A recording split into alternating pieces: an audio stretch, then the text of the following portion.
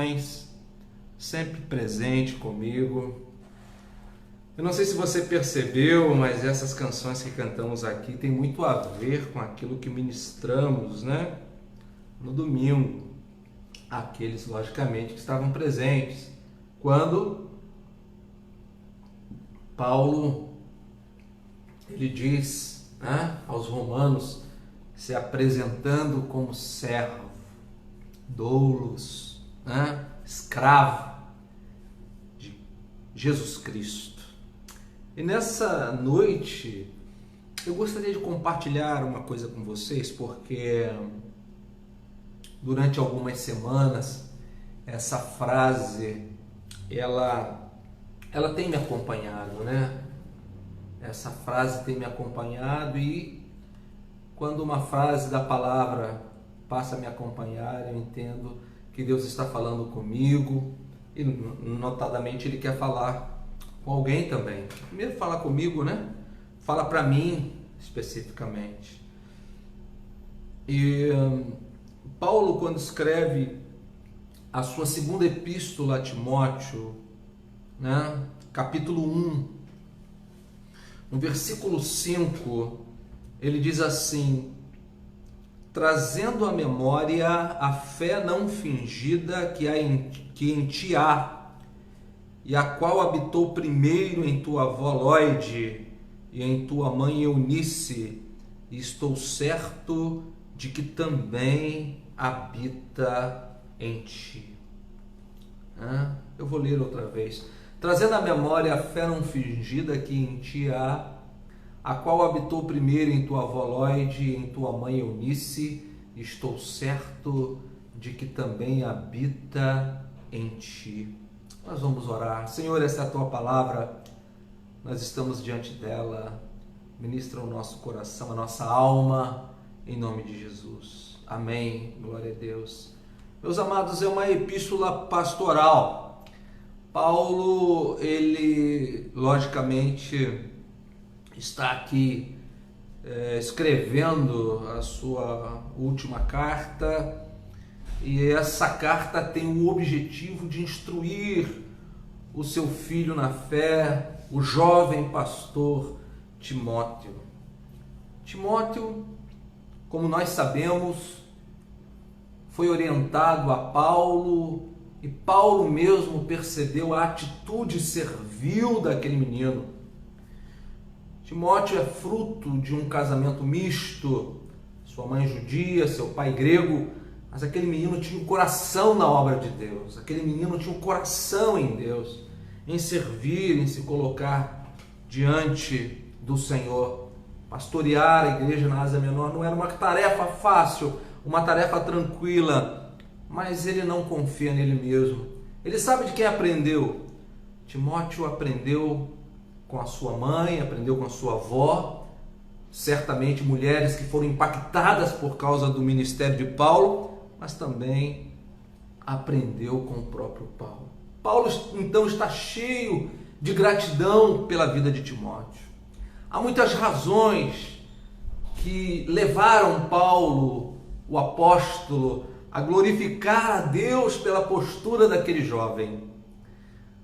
Quando acompanhamos Paulo citando suas experiências ali na segunda epístola aos Coríntios, capítulo 11, do 23 ao 26, ele diz: são ministros de Cristo, falo como fora de mim, eu ainda mais em trabalhos, muito mais, em açoites, mais do que eles, em prisões, muito mais, em perigo de morte, muitas vezes. Recebi dos judeus 5 quarentenas de açoites menos 1. 3 vezes fui açoitado com varas, uma vez apedrejado, 3 vezes sofri naufrágio, uma noite e um dia passei no abismo, em viagens muitas vezes, em perigos de rios, em perigos de salteadores, em perigos dos da minha nação, em perigos dos gentios, em perigos na cidade, em perigos no deserto, em perigos no mar, em perigos entre os falsos irmãos.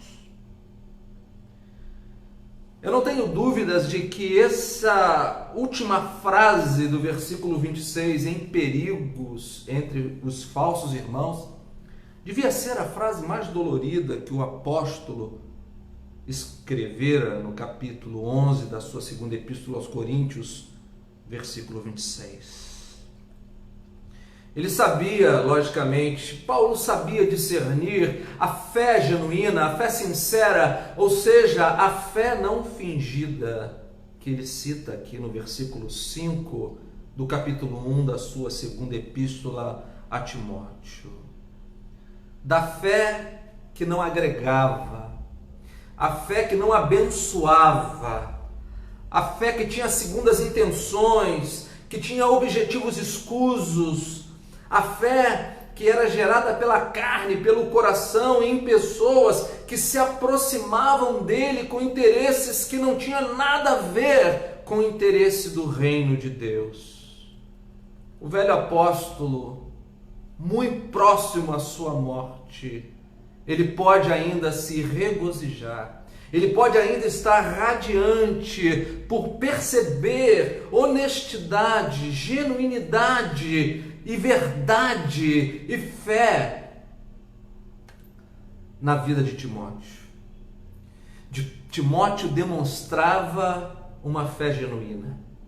Timóteo demonstrava uma fé honesta, uma fé sincera, uma fé verdadeira. Se o trabalho de qualquer pessoa para combater pensamentos malignos, intrusivos e substituí-los por pensamentos abençoadores é trazer à memória o que pode dar esperança, como diz Lamentações de Jeremias capítulo 3, com Paulo não era diferente. Se você quer trazer a sua mente, ou se você quer trabalhar a sua mente de maneira que pensamentos intrusivos e malignos queiram tirar o seu sono, tirar a sua paz a respeito de qualquer coisa, a respeito daquele irmão, a respeito daquele familiar, a respeito daquela pessoa que te agrediu verbalmente ou fisicamente, você precisa fazer como Paulo fez, trazer à memória o que pode lhe dar esperança. Há tantas coisas que podem nos dar esperança. Com Paulo não foi diferente. Paulo diz, trazendo à memória a fé não fingida. Essa é a frase que me acompanhou durante essas 2 últimas semanas. Trazendo à memória a fé não fingida que em ti há.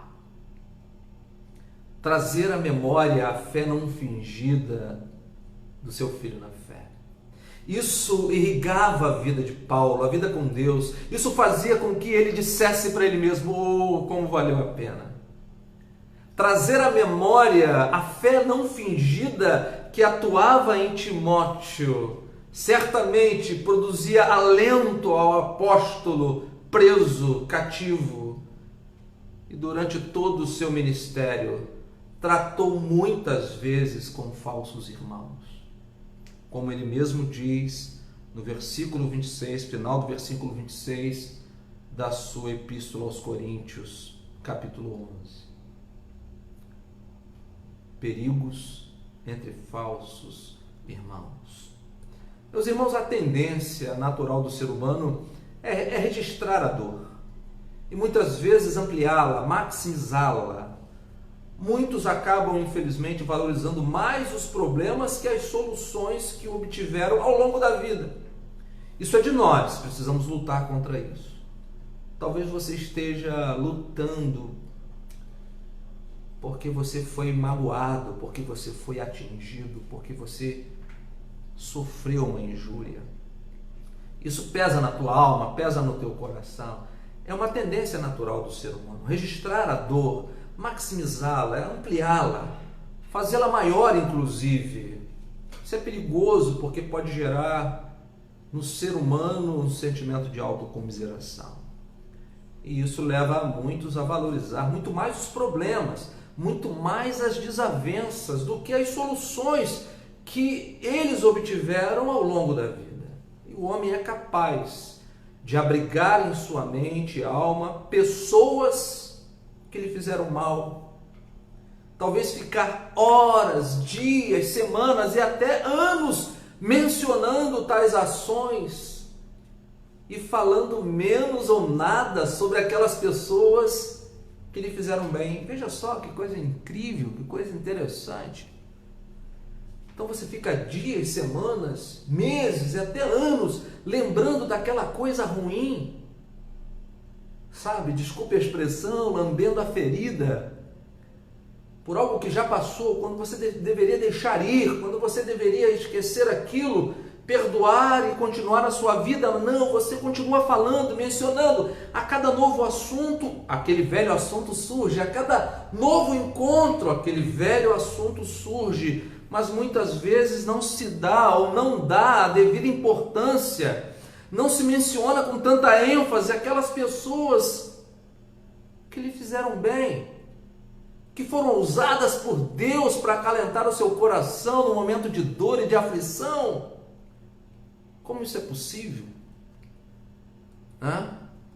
E a vida, amados irmãos em Cristo Jesus, nos proporciona exatamente isso. Você vai lidar com pessoas boas e com pessoas más. E isso inclusive na fé. Pegando o próprio exemplo do Paulo, nós vamos citar um outro exemplo. Vamos lidar com pessoas boas e pessoas ruins, pessoas más.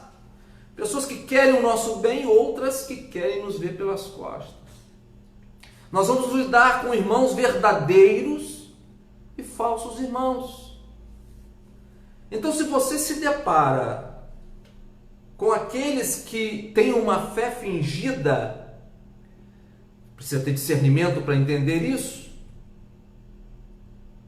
você vai também se deparar com pessoas como Timóteo, que possuem uma fé genuína, uma fé não fingida, uma fé verdadeira. Você vai lidar com pessoas que se dizem irmãs, pessoas que se dizem amadas do Senhor e que gostam de você, mas que na verdade estão fingindo. Então, quando você encontrar esses dois grupos, e certamente você já vai encontrar, se já não os encontrou, sobre o primeiro grupo, destes que se fazem de irmãos, destes que têm uma fé fingida, uma fé camuflada, uma fé que nada tem a ver com o reino de Deus, afaste-se desse grupo. Porque certamente não vai te acrescentar coisa alguma e, ao contrário, esse grupo vai tentar tirar coisas de você. Vai tentar puxar você para trás, te fazer sentir tristeza e angústia. Esse grupo vai falar mal de você para os seus amigos. Esse grupo vai tentar muitas vezes jogar lama em sua história. Então eu aconselho a você que você se afaste deles. Veja como Paulo orienta aos coríntios, lá na sua primeira epístola, no capítulo 5, versículo 11, a respeito de um devasso que estava lá. Mas agora vos escrevi que não vos associeis com aquele que, dizendo-se irmão, for devasso, ou avarento, ou idólatra, ou maldizente, ou beberrão, ou roubador, com o tal nem ainda comais. Isso é muito sério. Se você sabe que ele é um falso irmão, se você sabe que ele é alguém que se diz irmão, mas ao contrário é tudo isso que ele cita aqui, e eis aqui, os adjetivos, as qualidades, se é que eu posso dizer assim, ou as características destes que se fazem de irmãos, Paulo diz, olha, nem comais com eles. Nem comais com eles. Ou seja, convidou para comer, não, obrigado, valeu, mas não quero. Indícios claros de gente que anda em nosso meio, mas é dono de uma fé fingida. Uma fé sem escrúpulos. Homens sem caráter.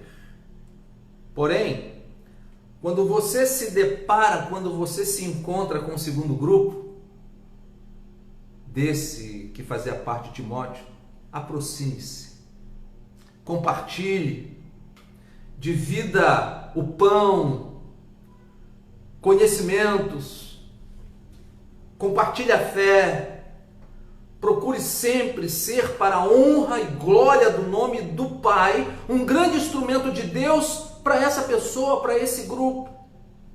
Não querendo nada em troca, mas entendendo assim como Paulo entendeu. Eu trago à memória a fé não fingida que há em ti. Paulo diz, incrível isso. O que eu vi em sua avó Lloyd, em sua mãe Eunice, é o que eu vejo em você. Certamente essa fé não fingida habita em você. Meus amados irmãos, um dia o Senhor trará à luz todas as coisas. Haverá um dia que o segredo dos homens serão julgados. E aí poderemos ver com mais clareza quem é quem. Portanto, que você jamais tenha uma fé fingida. Que você jamais se passe por um irmão.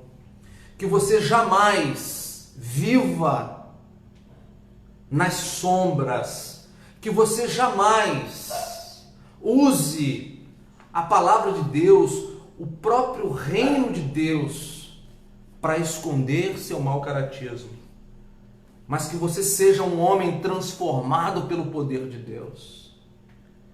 Que o Senhor possa ministrar com poder e autoridade sobre a tua vida. E assim como Paulo, o servo, o velho, o apóstolo, se regozijar na vida de um filho na fé, de um irmão em Cristo, que ele não tem a fé ou uma fé fingida. Que Deus ele nos abençoe poderosamente e que essa noite, essa palavra possa fazer você refletir, pensar em nome de Jesus. Amém? Eu quero fazer alguns anúncios.